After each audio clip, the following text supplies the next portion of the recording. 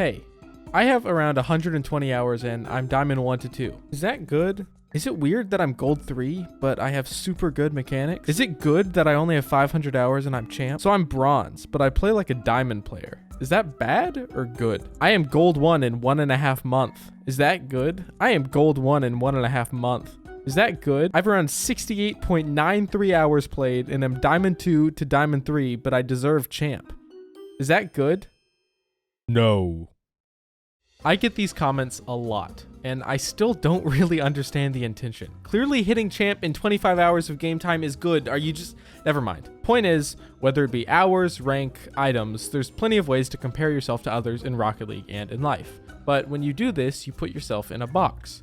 You're now holding yourself to a standard that's outside of your control.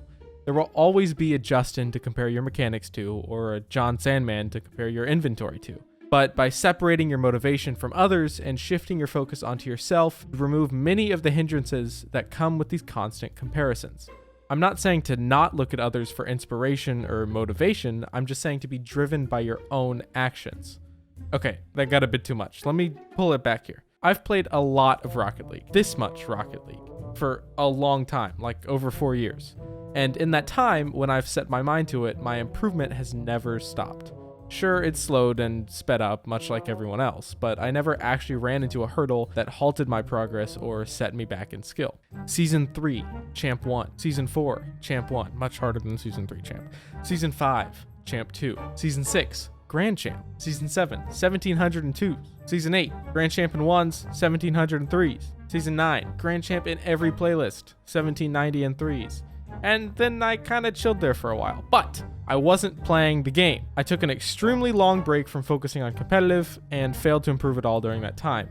But I'm playing again and employing my strategies now, and hey, look at that, Season 13, 1900. About now, I'm expecting a wave of comments coming in telling me, your improvement isn't that good because I did this in this amount of time, or my grandma got to champ in Season 6 and now she plays in the RLCS. And that's the wrong mindset, dude. When I see my improvement, I have two choices. I can either compare myself to someone who's gotten better way faster than me and get frustrated because I'm not improving as quickly as them, or I take a step back and realize that I'm still improving. Just because someone else did something doesn't mean I should hold myself to their standard. When I see Jstn score a ceiling flip reset reverse wavedash fake flick on a bunch of RLCS pros, I don't get demotivated because I can't do that. I get motivated because one day I could. When you see an insane shot hit by a player, most people's first thoughts are to envision themselves hitting that shot or one similar.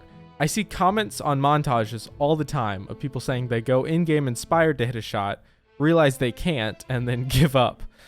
While the crazy goal scored by the player is remarkable, what you don't see, and what I would argue is even more impressive, is all the behind-the-scenes work that goes into it. The hours and hours and days and nights spent inside on the computer instead of talking to your mom, where that person just practiced each and every little minute skill required to hit that shot. For example, a flip reset. So I go up, hit my wheels, flip again. Easy enough. This is impossible. But if we break it up, roll the ball up the wall. Got it. Pop it off in about this spot at about this speed. Okay, got it.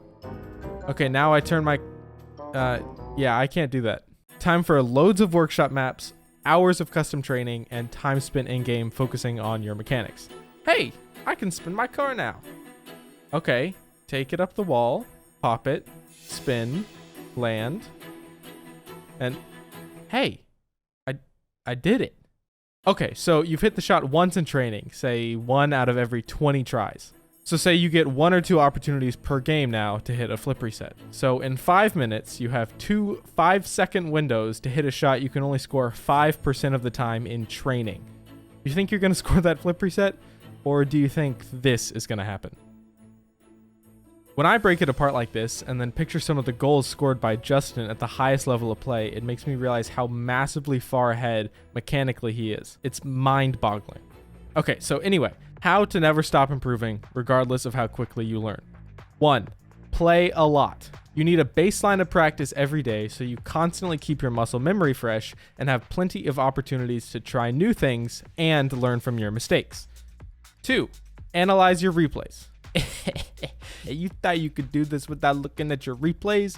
You foolish person on the internet. No one likes replay analysis, but my God, is it necessary. I recently had a conversation with Verge that went like this. Hey Verge, I want to get coaching. Who would you recommend? Me, because I love money. What about someone who isn't you? Anyone who can look at replays is a good option. You're welcome, Verge. Wait, this whole time, I'm a coach. I can look at replays. Then I spent about 30 seconds looking at my mistakes from each game I played, and whoops, I went up 100 MMR in one session. I'll make a more in-depth guide about replay analysis, but essentially just find what you did wrong to get scored on. No matter what, at some point you screwed something up that led towards a goal against your team. Just find that and then pay attention to it next time you're in that situation in a game. 3. Stay mindful while practicing. The moment that you go into autopilot while playing, you stop improving. When you zone out and let your body play without thinking, you lose the ability to self-analyze your gameplay. You're simply falling back on muscle memory. Think about practice and competition like this.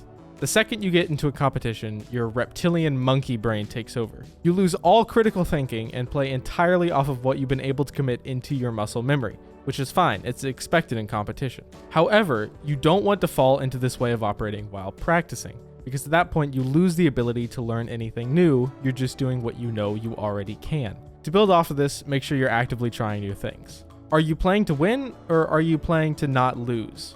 Are you playing in your comfort zone so you can hit the next rank, or are you constantly challenging yourself in every game to improve? 4. Similar to the last point, I only play when I'm feeling good. This one is a little more specific to myself because I know my body and mental state pretty well.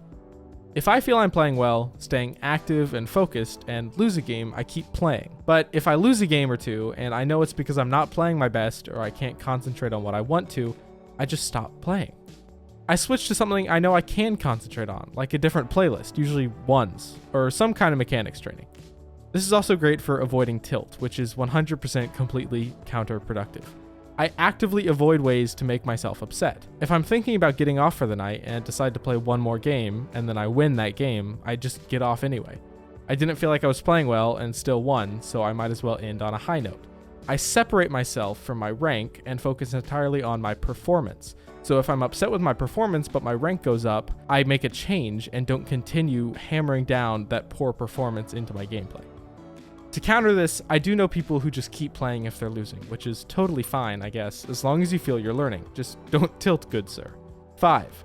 Watch or play people better than you. Especially when you're starting, it's important to build up a mental image of what the game is supposed to look like. When I was still grinding through the ranks, I would have literal sessions where I would sit down and watch YouTube videos.